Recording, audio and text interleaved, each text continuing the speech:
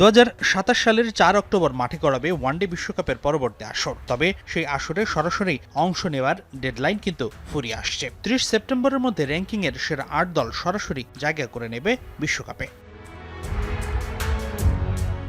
27 বিশ্বকাপে অংশ নেবে 14 দল, যার মধ্যে সরাসরি জায়গা পাবে 10টি দেশ। কিন্তু সেই 10 দেশের মধ্যে আছে 2 স্বাগতিক, দক্ষিণ আফ্রিকা ও জিম্বাবুয়ে। তবে আরেক কো-হোস্ট নামিবিয়াকে খেলতে হবে বাছাই পর্ব, কারণ দলটি আইসিসির পূর্ণাঙ্গ সদস্য নয়। যেহেতু দক্ষিণ আফ্রিকা র্যাঙ্কিংয়ের 4-এ, তাই তো 30 সেপ্টেম্বরের মধ্যে র্যাঙ্কিংয়ের 9 নম্বরের মধ্যে থাকলেই সরাসরি বিশ্বকাপ খেলা নিশ্চিত হবে। ইতিমধ্যেই বিশ্বকাপের চূড়ান্ত পর্বে জায়গা নিশ্চিত করে ফেলেছে 7 দল: Bharat, New Zealand, Australia, Pakistan, Sri Lanka, England ও আফগানিস্তান। এখন মূলত শেষ স্পটের জন্য লড়াইটা হচ্ছে বাংলাদেশ ও ওয়েস্ট ইন্ডিজের মধ্যে।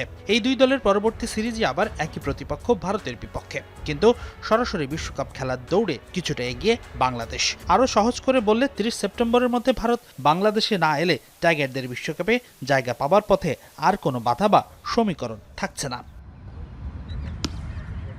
এবার ওয়েস্ট ইন্ডিজের সম্ভাবনা বিচার করা যাক। সরাসরি বিশ্বকাপ খেলতে 2 ম্যাচের ওয়ানডে সিরিজে ভারতকে হোয়াইট ওয়াশ করতে হবে ক্যারিবিয়ানদের। শুধু তাই নয়, তাকিয়ে থাকতে হবে বাংলাদেশ ভারত 3 ম্যাচের ওডিআই সিরিজের দিকেও। যদি ভারত বাংলাদেশে আসে এবং টাইগারদের তারা হোয়াইট ওয়াশ করে, তাহলেই ওয়েস্ট ইন্ডিজ সরাসরি বিশ্বকাপ খেলার সুযোগ পাবে। এছাড়াও বাংলাদেশ যদি সিরিজ জেতে কিংবা একটি ম্যাচও জয় পায় সিরিজে, তাহলে লিটন দাসের দল সরাসরি খেলবে বিশ্বকাপ। তবে ওয়েস্ট ইন্ডিজ যদি ভারতকে হোয়াইট ওয়াশ করতে না পারে, তাহলে বাংলাদেশের জন্য রাস্তাটা একেবারেই ফাঁকা।